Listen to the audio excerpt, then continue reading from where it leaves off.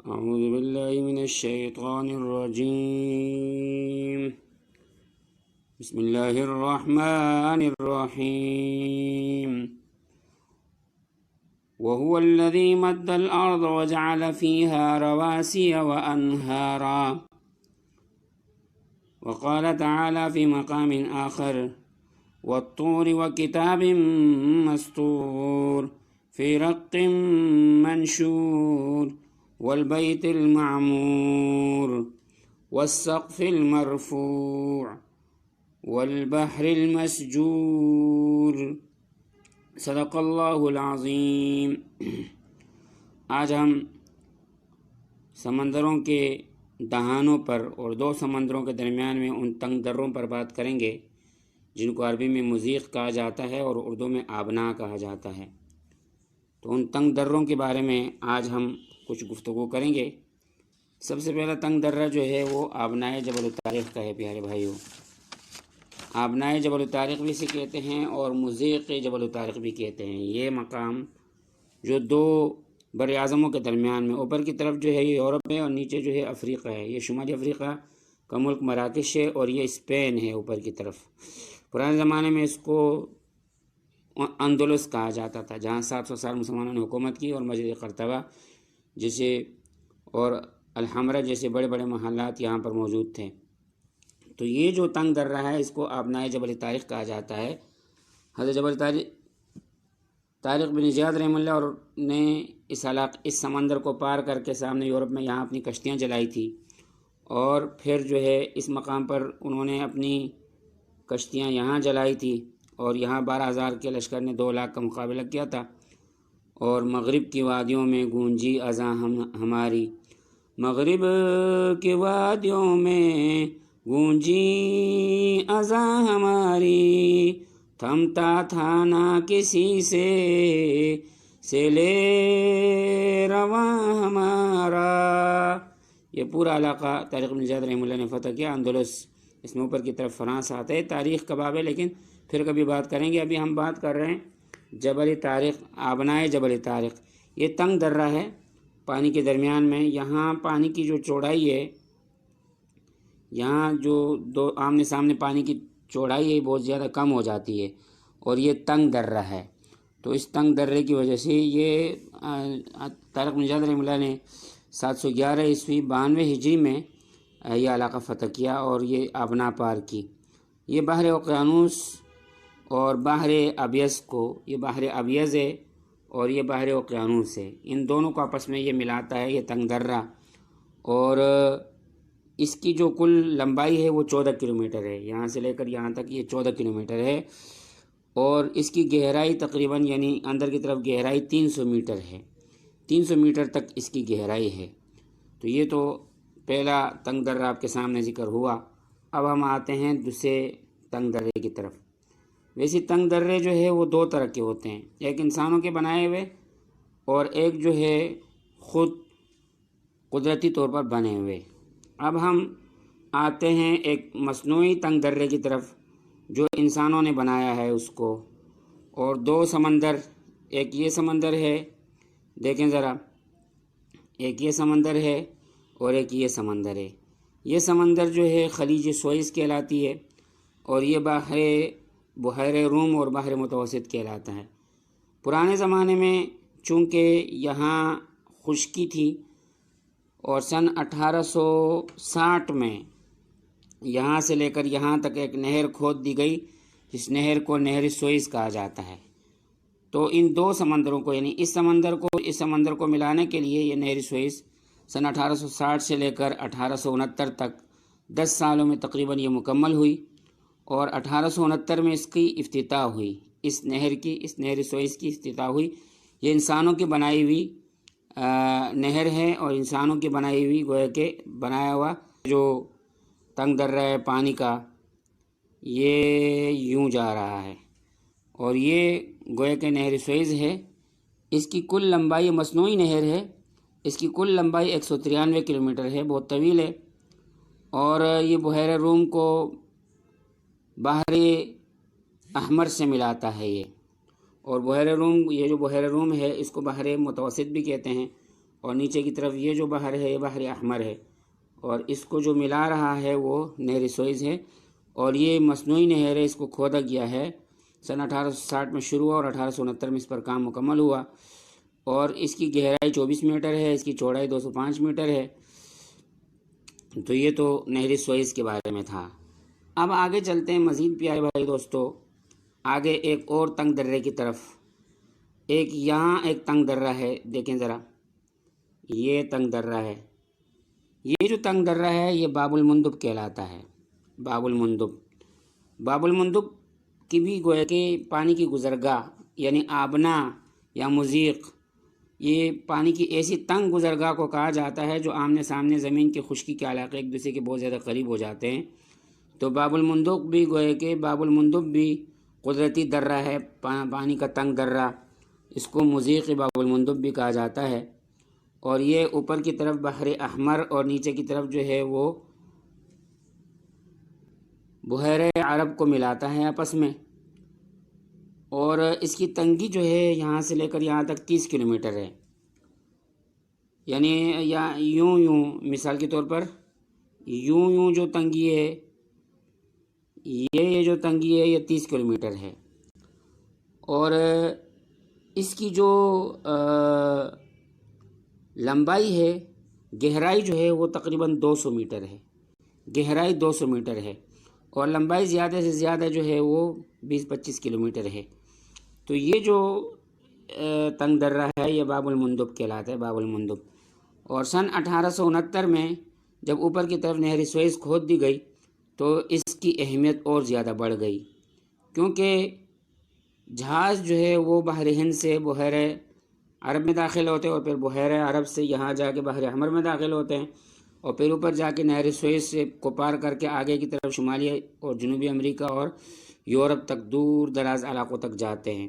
دیکھیں میں اسی راستے پر دوبارہ اوپر جاتا ہوں، دیکھیں اس کو پار کر کے بحر احمر اور پھر آگے جو ہے گویا کہ براعظم شمالی اور جنوبی امریکہ، یہ دیکھیں یہ آ جاتے ہیں۔ تو یہ باب المندب ہے، یعنی یہ جو ہے یہ باب المندب ہے۔ اس کو ابھی ہم ذرا زوم کرتے ہیں، بڑا کرتے ہیں دوبارہ، تاکہ آپ کے سامنے جو ہے یہ کھل جائے اور بڑا ہو جائے۔ یہ باب المندب تھا، اس کے بارے میں نے بتا دیا۔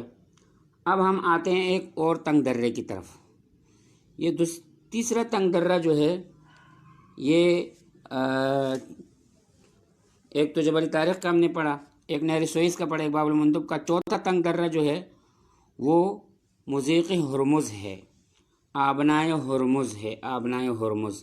آبنائے ہرمز یہ رہا، یہ تنگ درہ، یہ نیچے کی طرف جو ہے گویا کہ خلیج عدن ہے اور یہ خلیج فارس ہے، اور ان دونوں کو آپس میں ملانے والا جو تنگ درہ ہے وہ مضیق ہرمز کہلاتا ہے، یا اس کو آبنائے ہرمز بھی کہا جاتا ہے۔ یہ دو سمندروں کو آپس میں ملا رہا ہے، ایک طرف بحر ہند اور خلیج عدن ہے، اور دوسری طرف جو ہے خلیج فارس ہے، اس کو خلیج عرب بھی کہتے ہیں اس علاقے کو، اور ان کو ملانے والا جو تنگ درہ ہے وہ مضیق ہرمز ہے اور آبنائے ہرمز ہے۔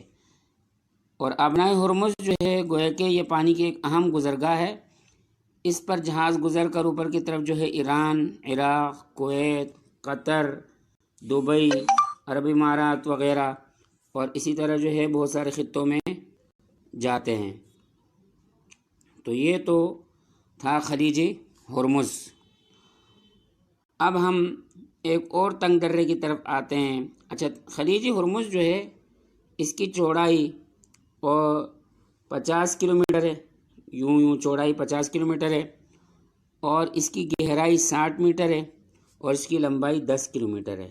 یہ لمبائی ہے، یہ تقریباً زیادہ سے زیادہ 10 کلومیٹر ہے، یعنی خاص کر اس تنگ جگہ میں جہاں آمنے سامنے خشکی آپس میں ایک دوسرے سے قریب ہو رہے ہیں وہ 10 کلومیٹر ہے۔ تو یہ جو ہے گویا کہ خلیج کیا نام ہے، آبنائے ہرمز تھا۔ اب ہم آگے چلتے ہیں، مضیق جبل طارق بھی ہو گیا، نہر سوئز بھی ہو گئی، مضیق ہرمز بھی ہو گیا۔ اب ہم چلتے ہیں ایک دوسرے تنگ درے کی طرف جو کہ اوپر کی طرف ہے، اور جو کہ ایشیا اور یورپ کے درمیان میں واقع ہے۔ یہ دیکھیں اس کو، یہ جو سمندر ہے اس کو بحر اسود کہتے ہیں، اور ادھر کے جو سمندر ہے اس کو بحر یہ جو چھوٹا سا سمندر ہے بیچ میں، اس کو بحیرہ مرمرہ کہتے ہیں، بحیرہ مرمرہ۔ اب دیکھیں میں اس آبنا کو آپ کے سامنے لاتا ہوں ذرا زوم کر کے، یہ دیکھیں ذرا، یہ خاص مقام ہے، دیکھیں ذرا، یہ جو پانی کا تنگ درہ ہے، یہ والا، یہ ایشیا اور یورپ کو آپس میں ایک دوسرے سے جدا کرتا ہے۔ یہ پل جا رہا ہے آمنے سامنے، یہاں استنبول واقع ہے، ترکی کا شہر استنبول واقع ہے۔ ترکی کا دارالحکومت تو انقرہ ہے، ویسے استنبول جو ہے وہ خلافت کے زمانے میں ایک طویل زمانے تک استنبول، اسلامبول جو ہے وہ دارالخلافہ رہا تھا، اور آپ صلی اللہ علیہ وسلم نے جو فرمایا تھا لَتُفْتَحُنَّ قسطنطنیہ، لَتُفْتَحُنَّ قسطنطنیہ، تم ضرور بالضرور اس قسطنطنیہ کو فتح کرو گے، فَلَنِعْمَ الْأَمِيرُ أَمِيرُهَا وَلَنِعْمَ الْجَيْشُ جَيْشُهَا، تمہارا امیر سب سے بہترین امیر ہوگا اور تمہارا لشکر سب سے بہترین لشکر ہوگا۔ سلطان محمد فاتح رحمہ اللہ، فقہ حنفی کے بہت بڑے عالم، وقت کے سب سے بڑے ولی، اور سلطنت عثمانی کے 7ویں سلطان محمد فاتح رحمہ اللہ نے یہ قسطنطنیہ فتح کیا۔ آپ صلی اللہ علیہ وسلم کے فرمان کو گویا کہ سلطان فاتح رحمہ اللہ نے آپ صلی اللہ علیہ وسلم کی وفات کے 800 سال کے بعد پورا کیا۔ فقہ حنفی کے بہت بڑے عالم، وقت کے بہت بڑے فاتح، اور ایک بہترین جو ہے فاتح جس نے قسطنطنیہ کو فتح کیا اور آپ صلی اللہ علیہ وسلم کی پیشگوئی کو عمل کیا، اور آپ صلی اللہ علیہ وسلم نے فرمایا فَلَنِعْمَ الْأَمِيرُ لَتُفْتَحُنَّ قسطنطنیہ، تم قسطنطنیہ کو فتح کرو گے، فَلَنِعْمَ الْأَمِيرُ أَمِيرُهَا وَلَنِعْمَ الْجَيْشُ جَيْشُهَا، تمہارا امیر بھی سب سے بہترین امیر ہوگا اور وہ لشکر بھی سب سے بہترین لشکر ہوگا۔ اس سے فقہ حنفی کی اہمیت کا بھی پتہ چلتا ہے کہ آپ صلی اللہ علیہ وسلم نے جس شخص کے بارے میں جو ہے کہا وہ فقہ حنفی کے بہت بڑے عالم تھے۔ تو یہ جو علاقہ ہے، یہ جو نہر ہے، یہ جو بحر اسود اور بحیرہ مرمرہ کو آپ سے ملا دے، آبنائے باسفورس کہلاتا ہے، آبنائے باسفورس۔ اس کے شمال کی طرف یورپ ہے اور جنوب کی طرف جو ہے وہ ایشیا ہے، اور یہ گویا کہ ایشیا اور یورپ کو آپس میں ایک دوسرے سے جدا کرتے ہیں۔ اور آبنائے باسفورس جو ہے، یہ آبنائے باسفورس، اس کی کل جو ہے جو لمبائی ہے وہ تقریباً 30 کلومیٹر ہے، اور چوڑائی اس کی 550 میٹر ہے۔ چوڑائی زیادہ سے زیادہ 550 میٹر ہے، بعض جگہوں پر کم ہوتی ہے، بعض جگہوں پر زیادہ ہوتی ہے، اور یہ ایشیا اور یورپ کو آپس میں ایک دوسرے سے جدا کرتی ہے، یورپ اور ایشیا کو ایک دوسرے سے یہ جدا کرتی ہے۔ تو یہ جو ہے یہ آبنائے باسفورس تھی، بحر اسود اور بحیرہ مرمرہ اور بحر اسود کو آپس میں ایک دوسرے سے ملاتی ہے۔ آگے چلتے ہیں بھائیو دوستو ایک دوسری مصنوعی نہر کی طرف جو انسانوں کے ہاتھوں سے بنی ہوئی ہے، اور وہ ہے، ہم اکثر اخبارات میں نام سنتے ہیں پاناما کا۔ یہ 2 سمندر ہیں، یہ بڑے بڑے 2 سمندر ہیں، دیکھیں ذرا، یہاں میں آپ کو بتاتا ہوں، ایک یہ سمندر ہے اور ایک یہ سمندر ہے۔ یہ 2 بڑے سمندر جو ہے، یہ بحر اوقیانوس ہے اور یہ بحر الکاہل ہے، اور ان 2 سمندروں کے پرانے زمانے میں اگر کوئی یہاں سے کوئی جہاز، مثال کے طور پر دیکھیں، میں آپ کو دوبارہ بناتا ہوں، پرانے زمانے میں جہاز یوں لمبا سفر کر کے پورے جنوبی امریکہ گھوم کر کے پھر یہاں آتے تھے، گویا کہ بہت طویل ترین سفر ہوتا تھا، تقریباً یہاں سے لے کر یہاں تک 21,000 کلومیٹر کا طویل ترین فاصلہ جہاز طے کرتا تھا، اور اس کو بہت زیادہ خرچہ آتے تھے، اور اس طرح گویا کہ شمالی براعظم جو بش والا امریکہ ہے، ڈرم والا جو امریکہ ہے، اس کے مشرقی حصوں سے مغربی حصوں پر آنے کے لیے اتنا طویل ترین فاصلہ طے کرنا پڑتا تھا۔ لہٰذا ان فاصلے کو کم کرنے کے لیے اس مقام پر ایک نہر کھودی گئی 2 سمندروں کو آپس میں ملانے کے لیے، اور یہ سن 1914 میں اس کی تکمیل ہوئی۔ اس نہر کو نہر پاناما کہا جاتا ہے، اور اس نہر کو نہر پاناما کہا جاتا ہے کیونکہ ملک پاناما کے درمیان سے گزرتی ہے۔ آج کل ویسے بھی پاناما مشہور ہے کہ پاناما کے اندر اتنے پیسے جمع کیے اور یہ کیا وہ ایک الگ چیز ہے۔ تو یہ دیکھیں بھائی ذرا، یہ نہر پاناما خاص وہ مقام ہے جہاں یہ نہر کھودی گئی ہے، اور پاناما کی یہ جو نہر ہے اس کی جو لمبائی ہے تقریباً 80 کلومیٹر ہے، اور یہ اس طرف سے یہاں سے لے کر اگر گھوم کر کوئی آئے یہاں تک تو تقریباً 8,500 کلومیٹر کا فاصلہ بنتا ہے۔ اس فاصلے کو کم کرنے کے لیے صرف 80 کلومیٹر کا فاصلہ طے کرنا پڑے گا اب جہازوں کو۔ پرانے زمانے میں پورے جنوبی امریکہ گھوم کر آتے تھے، لہٰذا اب اس نے گویا کہ فاصلوں کو بہت زیادہ کم کر دیا ہے، اور شمالی امریکہ میں تو میں نے آپ کو بتایا کہ 21,000 کلومیٹر کا فاصلہ کم ہوا۔ یہ 380 ملین امریکی ڈالر سے یہ خرچ پر جو ہے یہ تیار ہوئی۔ تو یہ چند آپ کے سامنے جو ہے آبنات ہیں، ان کے بارے میں اور بھی بہت سارے آبنائیں ہیں، لیکن وقت کم ہے، پھر انشاءاللہ کبھی آپ کے سامنے اس پر تبصرہ کریں گے۔ السلام علیکم، سراج علی ابن عمر صادق من جامعۃ الشیخ یحییٰ المدنی۔ میرے چینل کو سبسکرائب بھی کریں ساتھی، اور بیل آئیکن کی گھنٹی کو بھی دبائیں، اور زیادہ سے زیادہ اس کو شیئر کریں۔ علماء، مدارس، طلباء کرام اس کو شیئر کریں تاکہ اس علم جغرافیہ کے اندر طلباء کو رسوخ حاصل ہو۔ السلام علیکم، سراج علی ابن عمر صادق من جامعۃ الشیخ یحییٰ المدنی۔